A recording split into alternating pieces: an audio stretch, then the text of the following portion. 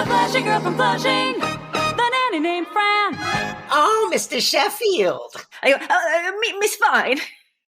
Hello, and welcome to, I guess, what would be the season finale of Oh, Mr. Sheffield, a podcast about the nanny. You know, that sitcom from the 90s starring Fran Drescher that we all love, and that's why we're all here. This is it. We're covering the end of season 1 of The Nanny, episode 22, I Remember Mama. No, I don't remember Mama. That's right. I don't remember Mama. But I remember. But I remember really well Mama. done. You've already humiliated us on this very special episode. Whatever. So I didn't introduce her yet. She's breaking all of the rules of proper podcasting etiquette. But of course, I am Shawn Pasquale here with Toria Sheffield. But we're not alone. No. I mean, existentially, we're all alone. But. Yes. Okay. Well, we have a very special guest on the podcast today. It's somebody who, quite frankly, is too good for this show. So we're very excited. It's culture writer Matt Baum, who we've talked about previously on the podcast, and we discussed his YouTube video, The Nanny, Fran's Fine with the Gays, kind of extensively on a previous episode. And that was the video where basically Matt broke down how The Nanny was revolutionary in its approach to gay characters on TV, at least for the time. And he graciously agreed to join us today. In addition to his extremely intelligent and entertaining videos on YouTube, he's also the creator of the interview podcast, The Sewers of Paris, in which he interviews gay men about about the entertainment that changed their lives. He's also author of the book Defining Marriage, Voices from a 40-Year Labor of Love, in which he documents the decades-long struggle for marriage equality through the personal stories of the people who lived through it. He's been nominated for a GLAAD Award for journalism. He's been recognized by the New York Times, among many other things. Again, much too good for this garbage heap of a podcast. So welcome, Matt. That's all to say welcome. I am happy to be here. I think you're selling yourself short. I am delighted to chat with you. Anyone who wants to talk about The Nanny is good folks in my book. Okay, but I just want to talk about how accomplished you are and how I feel like I really got to step up my game and do something. I got to win an award. Toria, we have to try harder. We should just start exercising. Even that, right? I just like to walk around the block or something to feel accomplished. So this was... It is the episode, by the way, where Fran and Gracie enter a mother-daughter pageant on Mother's Day. And something, so I won't spoil it, but you might already know this from the title. I don't remember Mama, but a big thing is revealed about Gracie, a big emotional piece. Yeah, I mean, we shouldn't, look, this is the episode where for the first time in 22 episodes, they address that these children and this guy's, like, the mom is dead. You know, they don't really address it outside of the pilot. And to kind of ground us in what's happening, this is the episode where Mother's Day is coming up. And Niles explicitly explains to Fran that they do not acknowledge Mother's Day in the household. And instead, Mr. Sheffield attempts to keep everybody as busy as humanly possible so that nobody gets, quote, depressed. And I don't know about you guys, but I told Shawn earlier today, I genuinely cried. It is it wasn't heavy ending, yeah. Yes. And yeah, a heavy ending and like such a testament to the writers that they could pull it off. Like this is an episode, and I know I'm jumping everywhere, where there's literally one of the biggest visual gags we've seen, like dumbest pratfall, Cece literally slipping on an orange and falling on her back joke. They could then like also bring me to tears. So I really loved this episode. I thought it was one of the strongest of the season. Matt, when did you discover The Nanny, and how often have you rewatched this show? Is it something that you watched as a kid and then caught up with recently, like the rest of us when they finally put it on streaming? So I have to confess, it was not a show that I watched when it was on, and it was only a couple of months ago that I really started exploring the show. So when it was on the air, it was just something, for some reason, I don't know why, it was just not it was not in the rotation of the shows that I liked. Even though like it easily could have been, like I was definitely like in the right age range. I was probably, I think season 1 was 93. Is that right? 93 or 94? Yeah, 93, 94 Mm-hmm. season. Yeah. Yeah. So I would have been 13, 14. So it should have been a show that I wish it had been a show that I watched, but it was only in the last few months, people who have appreciated the videos that I do. So I do YouTube videos about queer culture and pop culture. And people have suggested that I take a look at The Nanny. And what's funny is it's something that I never really anticipated having much crossover with my kind of content. I usually talk about like the intersection of pop culture and queer media, queer entertainment. And in a lot of the more academic stuff that has been written about, like gays on television, The Nanny just for some reason never comes up. It's just like seldom discussed. Will and Grace is in there and the Golden Girls and all that stuff. Soap, but The Nanny never comes up. And so I was like, I don't know if there's anything here. And then I started watching episodes. I'm like, oh, this is an extremely gay show. This is incredibly gay. As soon as I started talking about it to friends, they were like, oh yeah, it's a really gay show. There's like guests from musical theater all over it. There's gay characters. There's like references to gay culture that are just like really fluently dropped in. So yeah, it was a couple of months ago that I started watching because it was on HBO, and then I started learning more about it. I dove back a little bit to oh gosh, what was the name of the pilot that Fran was on with Twiggy and Julie Haggerty? It was like a princess something, right? Yeah. Like yeah, princesses, yeah. So I went back and I watched that, and I was like, okay, I really like Fran Drescher now, and I really like this show that she made, and I just I'll sit down and I'll watch it with my partner, and it'll be like, this is just a really good show. It was really, like, I remember, I think our pilot episode of this podcast, we both come in like, hey, you know what? This is actually like really, really, really strong pilot. It does all of the things that a sitcom pilot should do, and it does them like efficiently. And then I think we were kind of just like, we could actually like do this, like, do it seriously. There's a lot to dig into. And then when you start to dig into some of like, then when you get to the next layer of Fran and Peter Mark Jacobson and their relationship and him eventually coming out, and and then they made 2 more shows like about that whole relationship, like all of the other pieces of The Nanny start to like come and fall into place, and you start to go like, oh, I see what was happening here. And it's genius the way that it's done, for all the reasons you point out in your video. And we should say, like, heavily stressed, you should watch Matt's video. Probably yes, thank you. before you even listen to the rest of the podcast, because I'm going to definitely bring it up and we'll reference it. And it's really, really great. Like, Matt, you killed it. So definitely check out the video and watch it in its entirety. It's fascinating. I definitely agree about the pilot. With the one thing that isn't quite formed is like, it seems like the house it's completely taken apart and rearranged. But aside from that, I like hard agree. There's a moment in the pilot where the oldest daughter, and I forgot her name, I'm blanking on her name, but she appears at the top of the stairs. It like after like post makeover, and it is shocking in just the right way, because it really takes your breath away. And this person who was kind of mousy and shy and timid and had a lot of self-doubt suddenly appears in this very confident, grown-up sort of way. And it's shocking to like in universe to the people in the room.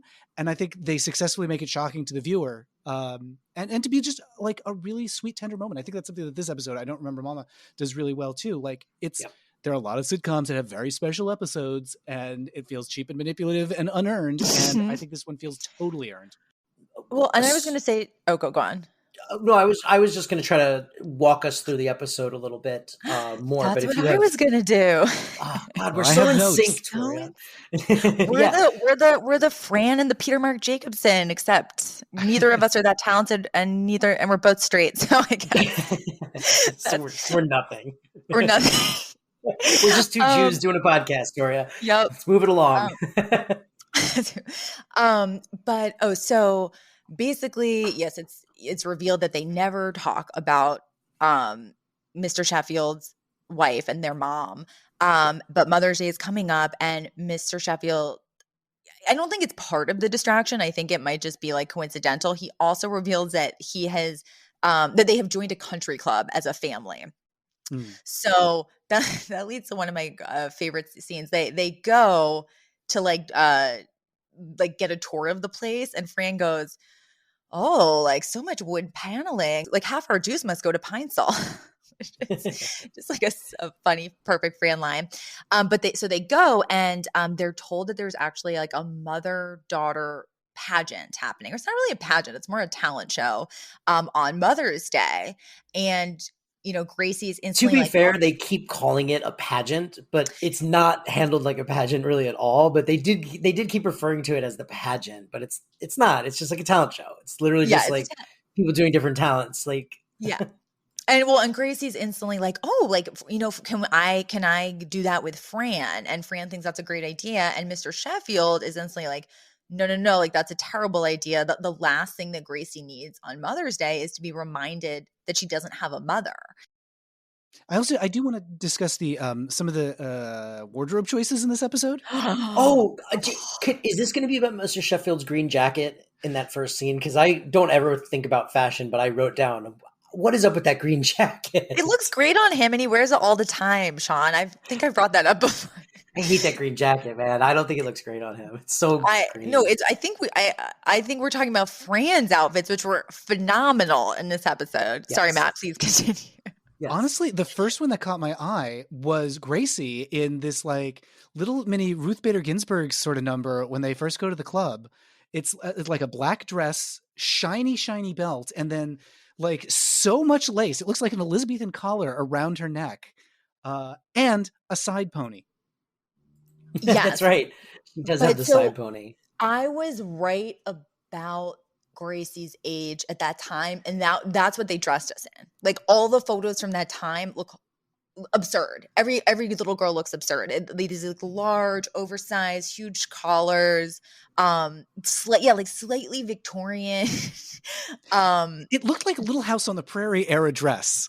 Yeah, but like everyone in the club is dressed that way. Mm-hmm. It's a weird thing that I'm glad went away, because I feel like when I was a kid, in like early 80s when I was born, the trend was like dressing boys up like sailors. Like I have a picture of me at like 2 years old in a sailor suit for some reason. And it wasn't like Halloween. It was just like, this is what he dresses like. He's a little mini sailor. And that's so like many of my friends to me. That. I don't get it. Oh, also I forgot to mention I'm a time traveler. I was going to say, I'm laughing because I was a little younger than you, and I also have a photo of myself in a sailor outfit. What was going on? Is it a Jewish thing? Maybe it's an East Coast Jew thing. I don't know, dude. But sailor suit, yeah, we got to dig up those sailor suit pictures. Oh, I'll the get great mine. irony of this is that I am wearing a sailor costume in many of my YouTube videos. I'm wearing a sailor costume right now. That's what I thought he was going to say. I thought I'm wearing a sailor costume right now. Hi-yo. Yeah. But oh no, we'll talk about the costumes more as they unspool. Well, so we also had the great. I mean, I think my favorite Fran outfit. Well, and Gracie, frankly, is when they're dressed identically at the end in the leopard print suits that they're wearing. That is the gag of the season. They look great in the like matching leopard print. Amazing. Oh my god, they looked perfect. And it really hammers home what this whole episode's building towards, which is like Fran's her like mom now, like basically. Yes, Gracie is becoming molded in Fran's image more and more every day.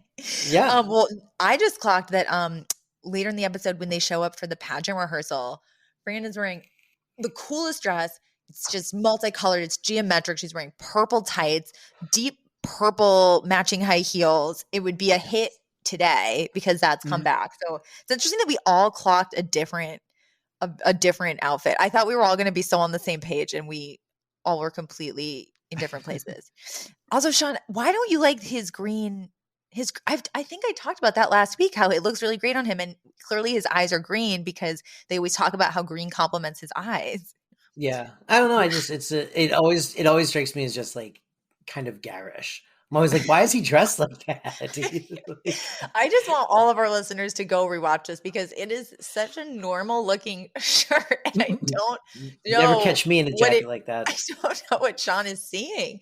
But so I was gonna say though, the next scene we got very into the outfits there, but the next scene was the first part of this episode where I got teared up. I didn't full on cry, which I did in this episode, but I did get teared up because basically, so Gracie and Fran have decided that they're going to do a magic trick for their talent. Right. So they're at home in the living room practicing for Niles and Maggie and Brighton. And, you know, great. It's going to be one of those things where like Fran gets put in a box and Gracie is the magician and she's going to cut Fran in half. And while this is happening, there's this moment where Maggie and Brighton start reminiscing about their mother, and Fran's like encouraging it. She's like, "Oh, like what was she like?" And it's just this very casual conversation where Maggie and Brighton like light up, and they're like, "Oh, like you know, I remember her laugh, and I remember her this, and oh, she had the funniest this, and her voice," and it's you realize that it's almost like they're never given permission to do this, or they never feel like they can, and again, like they light up in a way that you really feel. And then very abruptly, Gracie is kind of like, she like cuts the conversation off and she's like, come on, like we need to rehearse this. We need to rehearse this. And it's the first hint that there's something about this that's a little, like active. It's activated something in her. She has no interest in this conversation and she's not really interested in hearing what the others have to say about it. And then, you know, literally within the same few minutes, I was teary-eyed. And then they actually do the magic trick, which made me think, like, do you think they were doing that for the studio audience in real time? Yeah. I don't know, know, like a hard trick. I was shocked by that. Honestly, I think I audibly gasped. I think I audibly gasped when they actually do the like cutting someone in half magic trick. Cause I was like, okay, it's a sitcom. It's going to be some gag or something. But then they do it and they separate the two halves. And I'm like, oh, it's great. This is just like, actually, like, I'm like, how? I actually was like, how are they doing this? Cause they spin it around. Too. They spin the boxes around. It's very like Kermit the Frog on the bike. I'm like, oh, they're really doing like nothing up our sleeves.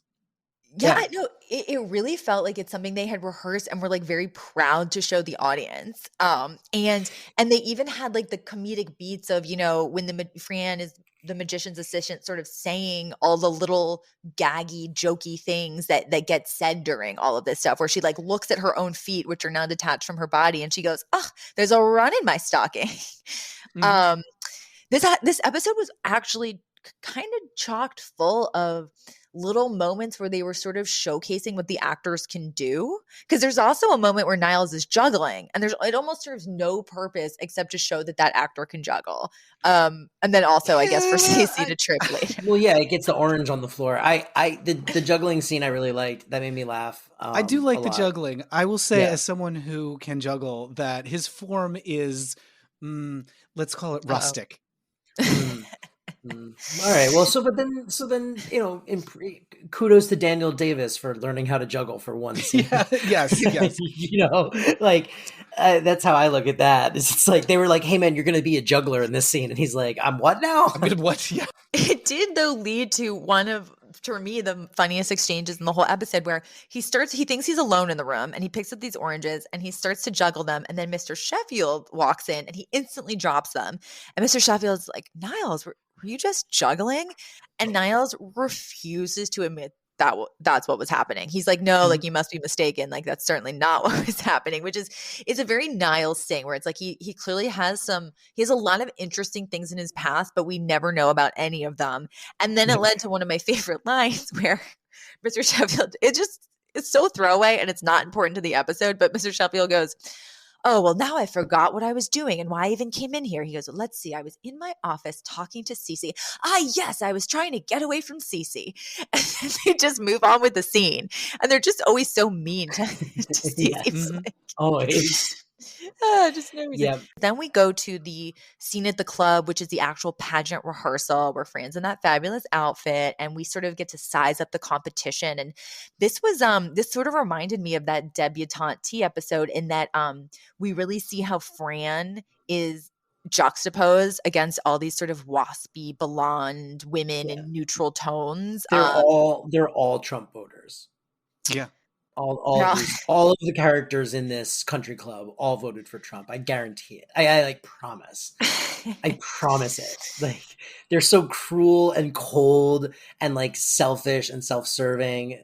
Like, well, but there's also a Jeff Galooly reference in this scene, which yes, made there me bark is. with laughter because basically, they see all these really talented little kids and moms, and Fran says something. Oh, and Gracie says something like, "Oh, well, I hope we have a plan B." And Fran goes, "Yeah, Jeff Galooly," which is, of course, Tanya Harding's boyfriend who broke the kneecaps of Nancy Kerrigan. It was her ex-husband. He was her ex-husband. Oh, her ex, yeah. Yeah. For any younger viewers, and for any younger viewers who haven't seen I, Tanya, that's what that's about. I feel very Obi-Wan. That's a name I haven't heard in a long, long time. Yes, exactly. Exactly. And so while for any of our younger listeners, that was a Star Wars reference. Well, this is where this really big emotional beat happens, because one of the other little girls finds out that Fran is not Gracie's mom. And so she basically goes and tattles on them, and her mother, this girl's horrible mother. Also, this woman played a character in the first season of Dawson's Creek. She's who Pacey lost his virginity to. I just really needed to say that because Tamara, it was so drama. But basically, so this woman and her daughter tell on Fran and Gracie and try to get them disqualified. And Gracie basically yells, "Well, I don't have a mother. She died," and runs out. So this kind of light, fun thing has turned traumatic in a way that I think Mr. Sheffield feared. Yeah. And this is when, Gracie and Fran, they get home, and Gracie runs up the stairs, and Fran and Mr. Sheffield follow her up to her bedroom. And at first, Mr. Sheffield thinks that Gracie's upset because this has brought up traumatic or sad memories of the mom. And she says, no, she's actually upset because she doesn't remember her mom at all. Yeah. And that's what I immediately was like. So this was the second moment that I got teary-eyed, but again, not the full out crying yet. And the moment that I got teary-eyed was when Gracie basically says to her dad, she's like, why don't you ever talk about mom? And she's like, is it because you don't remember her either? And he kind of laughs and he goes, no, it's not that. It's, it's just, it's difficult because I remember everything about her. Like, I remember her kindness. I remember her laugh. I remember how much she loved you. No, I cried on that line. That the way that he remembered his wife made me very, very emotional. I immediately texted Elizabeth, and I was like, I love you. Drive safe. I'll see you soon. I think something that the show really does well is it's jokes. And then when this like very serious moment happens, it lands so well, I think, because it really does feel authentically like the pain behind the jokes. Yes. There's a lot of shows that would just like be manipulative and kind of cheap about very special episode. But I agree. This show also doesn't turn up the like sad music in this scene either. Oh, like, that's true. It doesn't lean on like bling bling like sad piano. Yeah, which oboe that like slowly cuts in. Well, and that's what you're talking about with like the manipulative. Full House was very guilty of that. Where like when they wanted something to be sad, it was like, this is the sad part now. This was a fantastic episode, and we're not even done. We're not even done because there's also one of the Nanny's famous musical theater cameos. Well, no, but before we even get there was a scene. So basically that little beat gets resolved, and Mr. Sheffield is sort of like, oh, I realize I've been going about the way I approach your mother's death all wrong. Like, sort of as you said earlier, Shawn, he's like, in trying to protect you, I've actually been like shielding you from the good as well. And so, that's that little emotional beat there. And so they end up all going to the pageant together that evening. And this scene, literally, I was laughing so hard. This just was like, oh my God. I was so pleased with this because they end up changing their talent. They decide they're not going to do the magic act because Fran doesn't like it, but we don't actually know what the talent is until they reveal it to the audience. And so we see it in real time. And I don't even. How do you even describe it? It was a puppet show, right? Yeah, so it's a puppet show where what they do is they're laying upside down and they've painted eyes on their chins, and then they've attached clothing to like around their like nose and covering the rest of their face and head. And so then it looks like the eyes and the mouth are the head of this like little puppet character. And then they perform Irving Berlin's "Anything You Can Do, I Can Do Better," which is from Annie Get Your Gun musical. Originally performed by Ethel Merman, by the way. And also famously done on I Love Lucy when... No, it's not. No, it's not. Never mind. I'm confusing that with a different famous song. Toria had a stroke. Sean, Sorry cut it. Cut everything. Burn it to the ground. I'm leaving it. The whole episode's ruined, Toria. Was like Ethel Merman on the Muppet Show does this number with Miss Piggy, and so that's where I was at when I was watching this. Oh, that's amazing. I grew up a musical theater kid, so I was like, oh, it's Ethel Merman. I was like so excited. Well, I love this show for the music. When this show first came on, I was in, I think, middle school, but I was getting ready to go to high school, and I went to like a performing arts high school. So like anything that was about musicals that like existed in the world outside of like, you know, my immediate sphere, I was like, oh, this speaks to me. So you know, that was one of the many, you know, I think it was that and the Jewishness of this show were the things that like immediately pulled me in. I love the musical theater references on this show.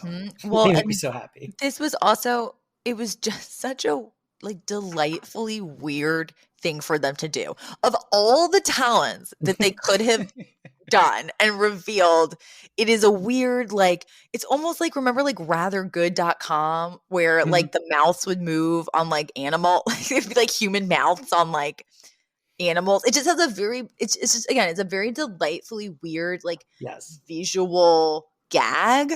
And they sang the whole song and their little puppet arms and legs were moving. And it was, again, sort of like with the juggling and with the magic act, it was almost more like, let's have fun with this and like put on an actual show for the live audience, because it was just, I also have a note that says, Sean, can we recreate this?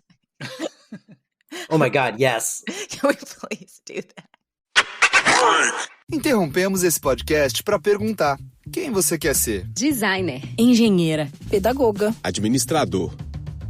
Quer saber? O Senac EAD é nota máxima no MEC. Tem cursos de diversas áreas, com conteúdo elaborado por especialistas do mercado e professores mestres e doutores. Ainda tem o Senac Carreiras, conectando estudantes a vagas de emprego em todo o país. Saiba mais em ead.senac.br/graduação.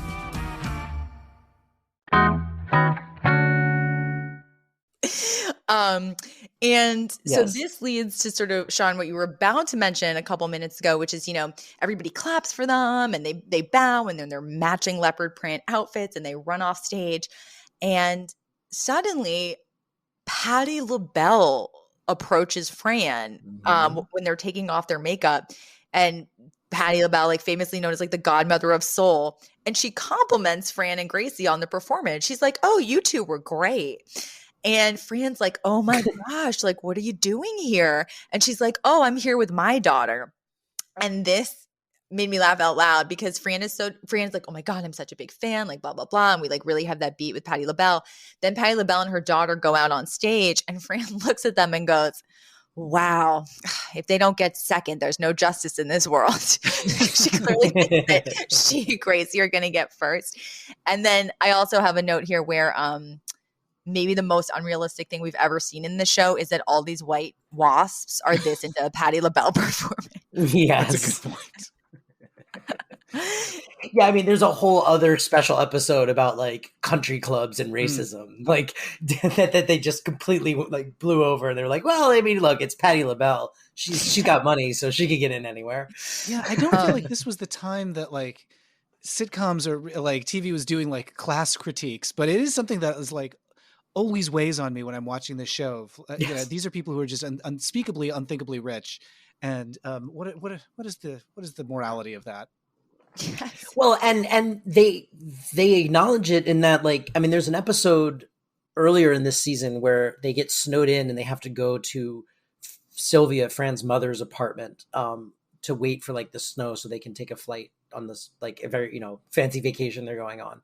And there's so many jokes in that episode about like how poor they are and how like unimpressive their house is. And I mean, it's all done in like a fun way. And a lot of it comes from Sylvia. Like a lot of it is, Sylvia and Fran being, self-deprecating. But yeah, I watch it now and I'm like, what messages were we all getting?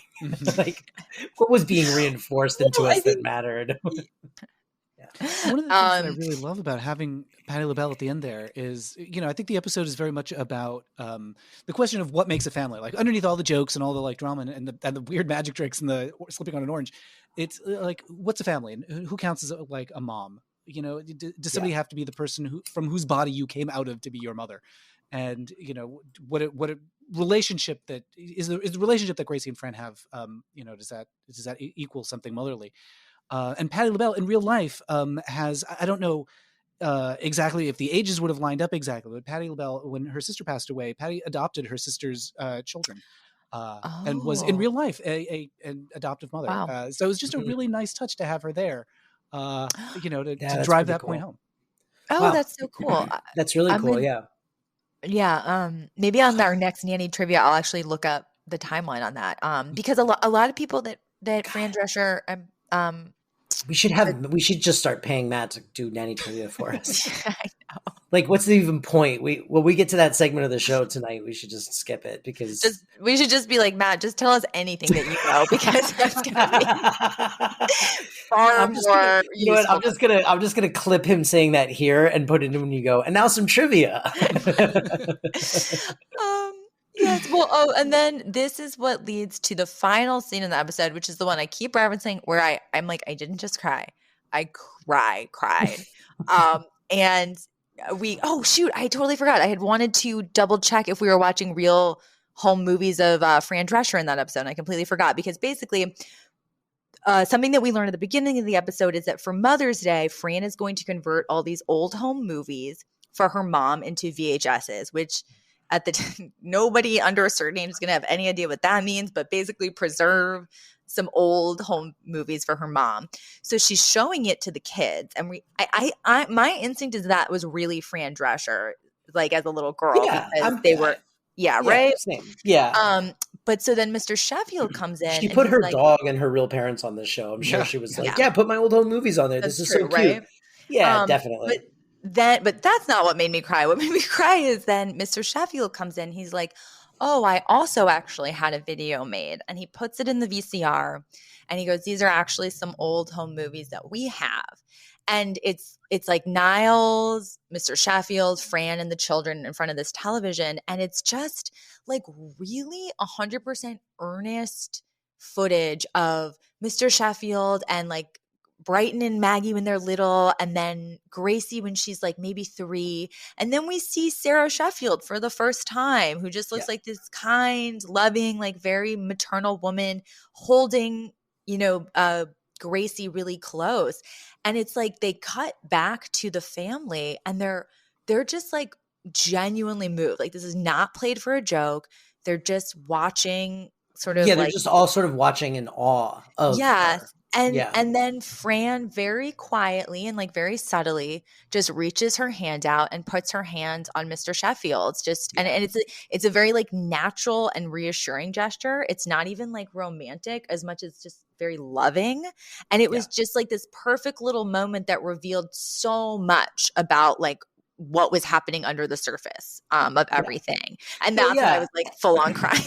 And it also does an excellent job of what they've been building towards. It's we watched the previous episode and we both clocked that episode sort of ends with a little bit of forward momentum in sort of the Fran Mr. Sheffield relationship and how like they seem to be acknowledging things now, and it ends with like this really cute look that she's like giving back to him, and it's it does make a great ending. But I think something that they've been playing since the pilot is, and we've talked about this, is like the flip side of it. They do a really good job of not just making this some kind of weird sexual tension thing that they have, but like they, early on we see them sort of interacting with each other as if they are a married couple. They're like, taking care of the kids and sort of like picking up each other's half finished thoughts or actions, like, and just kind of moving through the house very familiarly.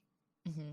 Yeah, whatever. Anyway, but I think they do. So I think that this episode is very much the yin to the yang of the last episode of sort of, and that moment that you're talking about, that is kind of like the best example of that moment of just like, they care about each other, like very deeply, more so than just on any kind of surface, like, physical level. Like there's like a real bond between this whole group of people, even Niles.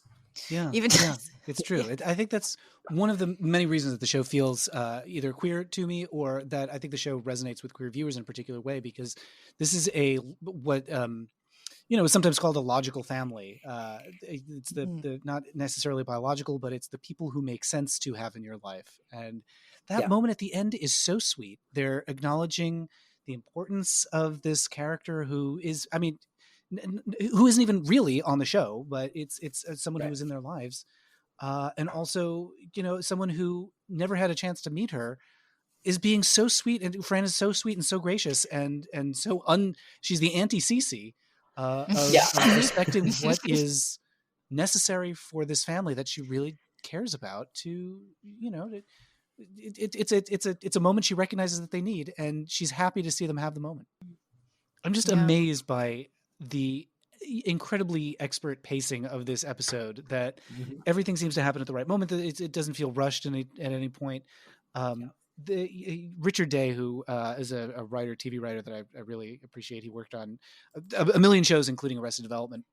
He tweeted recently about how the difficulty level of landing jokes on a sitcom is just like sky high. It's just astronomically difficult to land a joke on a sitcom. And not only does this episode and Nanny in general just manage to land those jokes, but then to be funny, and then also have you like so emotional and so like to pull the rug out from you and make you cry. Just the skill of that is really impressive. Yep. No, I totally agree. I'm amazed. It's just fluid between these moments and emotions, and it's really, really well done. All right, let's all go dab our eyes, and then we get into segments. And now, segments. So, segments. Yeah, no, I think we should move on to segments. We can move on to our segments. And now, segments. Segments with Shawn and Toria. Favorite moments of the show. What were your standouts? Gosh, I do think the something that I could not look away from is how the wardrobe department dressed every little girl in that country club in what looked like sofa upholstery. Like they blended in so well with the furniture. All of their dresses had such giant floral prints. This is by no means the main takeaway from the episode, but the floral prints on those poor little girls' dresses, like if they sat down on the sofa, it would just look like a floating head. I just saw it. It was a lot of little Bo Peep dresses. That's how I saw it. It was like a lot of little Bo Peep looking dresses. I think something else that stood out for me is Cece's stunt where she has to slip and fall. Like that's a really good pratfall. She did a great job. It looked like she knew what she was doing. Like that's the kind of fall that could hurt somebody, but she just goes for it with some good physical comedy. She's usually just like the scowler. I rewatched it twice because I laughed so hard. It was very like a couple episodes ago, for some reason we were talking about Pink Panther movies. And sometimes just some like dumb somebody falling into a fountain shenanigans is like, doesn't matter how old or sophisticated your palate gets, like it's funny. Yep, it's just such a silly, like, and she sells it, like the wide-eyed, the whoop, like she just like, it is a fall that is played to the back of the seats, the back of the theater. Absolutely, yeah. One of my favorite lines, we had talked about how Sylvia doesn't appear in this episode, but like a joke surrounding Sylvia does. It's basically because Fran comes in in the opening of the episode. She's clearly talking on the phone to her mom, and she goes, "Ma, we can't go to Sizzler." And then there's a beat, and she goes, "Because you're not welcome there anymore." I laughed out loud. And then I also laughed out loud when Fran reveals that when she was a kid and in pageants, she replaced another girl's hairspray with Pam. Which was such a funny joke. It was like, I'm like, who thought of that? I loved it. It made me laugh out loud, just the visual of that. And I don't mean also like a made me funny wonder, thing. like, how she did, like, did she make a separate, like, somehow wrap a thing of Pam with a hairspray label? Like, how do you make that swap? We always say, That's we're a like, great question, actually. when we one day get a big time Nanny producer on, or Fran Drescher herself, we're always like, these are the questions we will ask. Yeah, the dumbest questions. Yeah. Important investigation. And then we always share an item of Yiddish every episode, because almost every episode has at least one. I only clocked one this episode, and it's one that we actually have heard before, which was plot. Yes, plots. And to plots or plotzing is to freak out. So it's like, Yeah. I'm plotzing. Which, not every episode can have a fully unique Yiddish phrase. word. A lot to expect from a show. No, we've gotten so many so far that I don't feel bad about it. I feel very seen by this show. Yeah. And then, so for the Nanny trivia, one thing that I kept thinking is, whenever we introduce what the Nanny was, we always say, Fran Drescher's show, The Nanny. It's really Fran Drescher and Peter Mark Jacobson's show. And again, Peter Mark Jacobson, her ex-husband, who they got divorced, and then he came out as gay later, and then they continued to be creative collaborators. So I was like, let's give Peter some, credit where it is very deserved. Give him some time to shine and like learn a little about him and his backstory, which is like arguably maybe more fascinating than Fran Drescher's when you actually break down like this man's life. And I did a little reading. He was born in Flushing, Queens in 1957, and he and Fran Drescher were high school sweethearts, and they married when they were 21 years old. And they attended college together. Then they both dropped out and attended cosmetology school together. And then they eventually, I guess, decided, their real bigger dreams was in entertainment. And they, of course, went on to create The Nanny together and several other shows. And there was this line from IMDb that said, after 15 years of unsold pilots, SAG dues, and psychotherapy bills, he and his Encino therapist decided it would be healthier for Peter to go behind the camera. So he did with his then wife, Fran Drescher. And then he went on to work on the WB's What I Like About You. And to this day, Fran and Peter frequently mention each other on their social media accounts and refer to each other as their soulmates and best friends often. And I think that actually dovetails really nicely with what you were saying, Matt, about logical family. It doesn't have to be a cookie cutter thing. It doesn't have to be what quote unquote you're supposed to be. It's like whatever works. And I don't know. I just love this story. I love their backstory, and we didn't even really know. We didn't know so much about it until like halfway through doing this podcast, which is like really on us. But yeah, listen. We are a well-oiled machine over here at Mr. Sheffield Industries. I think it just speaks to like what genuinely sweet people they seem to be. That they, I don't know, like I imagine, like who knows what their personal lives are like, but and I imagine it was a difficult time for them when their relationship was changing, but they sure do seem to have moved on to a place of great stability and comfort with each other, and I think that's lovely. Well, then we always ended out with who was the Fran and who was the Cece of the episode between Shawn and myself. But I guess, I would say let's turn it to you. Matt, do you feel like you ever relate to Cece, or are you always team Fran? Because sometimes I relate to Cece more than I want to. Cece's barely in here, and I don't think there's a moment like, I don't know, maybe her clumsiness, her klutziness, like slipping on something, and I don't know. I guess that's a little relatable to me, but I can't say I'm really team Cece for anything here. Yeah, it's a tough one in this episode because she's really portrayed just like she's just horrible basically the whole time, and she doesn't even appear that often, so she doesn't even get that many good like jabs in. Yeah, no, I'm definitely not the CC of this episode. I'm like a cat. I don't fall on things. Watch, I'm gonna like fall out of my bathtub tomorrow. No, I think we all, I mean, I think Fran just, she is the MVP of this episode, Yeah. of this season. It's, this episode encapsulated so much of what we love about this series. So I'm so happy that they ended it on this note, because honestly, if let's just say the show had gotten canceled after this one season, it would have been a fantastic season. Agreed. That ended on a note that I would have been very satisfied with, even if I had to say goodbye. I think that this and the pilot play as like two halves of a whole really well, and that's really tough to do in not a sitcom. Like it's really hard for like dramas to even pull that off. So for a sitcom to pull it off and sort of close this chapter so nicely and to mirror the beginning was just like really well handled. Yeah. It was great. I do, before we go, I do want to hear a little bit, Matt, about some of, I want to encourage people, first of all, again, if you still haven't watched it, you should definitely go watch his entire video.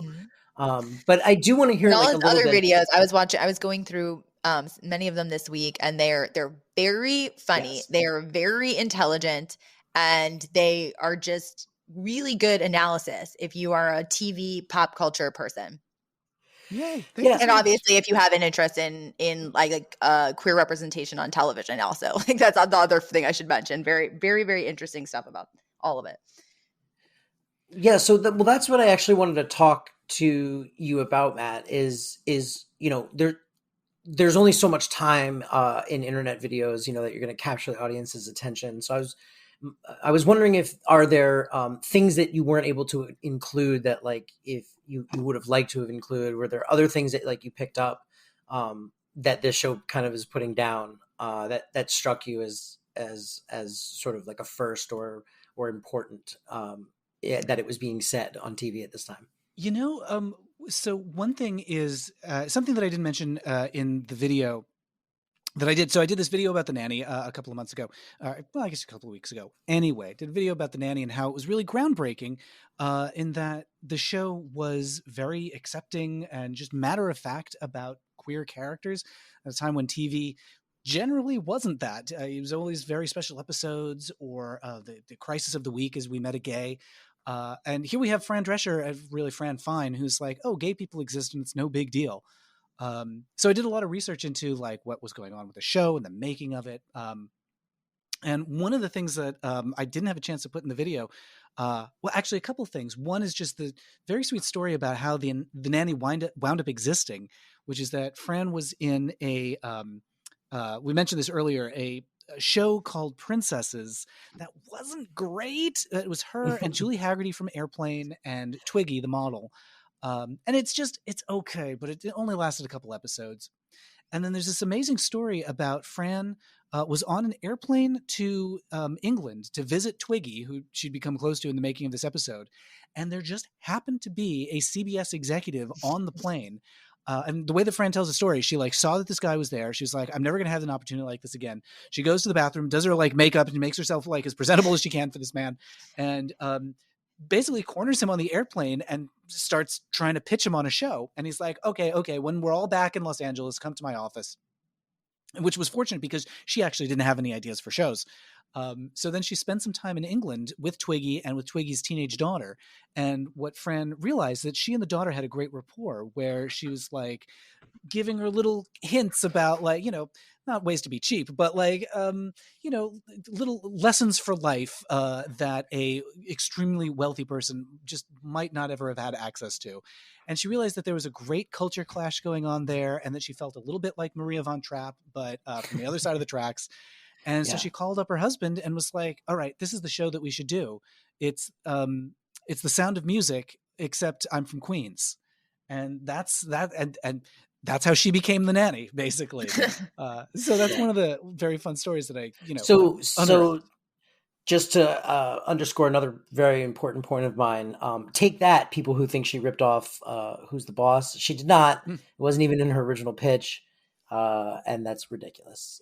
Yeah, there's just a whole series. There's like a strange genre in like the 80s into the early 90s that I call unlikely domestic help in sitcoms. Yes. And it's, Gimme a Break and Who's the Boss and Charles in Charge. And then you get into the stranger ones like Small Wonder, where you just got these, like, for some reason, it was a thing in the 80s to have shows about live-in servants, and just like middle-class Americans just have.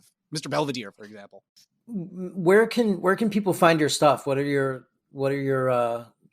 of plugs you want to get in? Yeah, so if you want to check out my video about the Nanny or any of my other videos, I talk about pop culture and the intersection with queer representation, like the gay episodes of sitcoms and stuff like that. Check out my YouTube channel. It's at youtube.com/Matt Baum.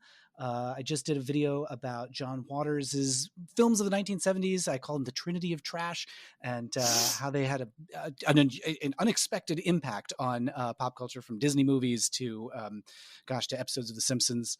I also have a podcast called The Sewers of Paris, where I talk to queer people about the entertainment that changed their lives. That's at sewersofparis.com. Sewersofparis.com. I just had Justin Vivian Bond on. Who else have I had on? Bruce Valanche, Dan Savage, a ton of great folks talking about the media that shaped them into the people they are today. Oh, that's awesome. I want to listen to that Bruce Valanche episode. I've got a Twitch channel over at twitch.tv/Matt Baum. Every Monday evening, I do some video games, and we just kind of hang out.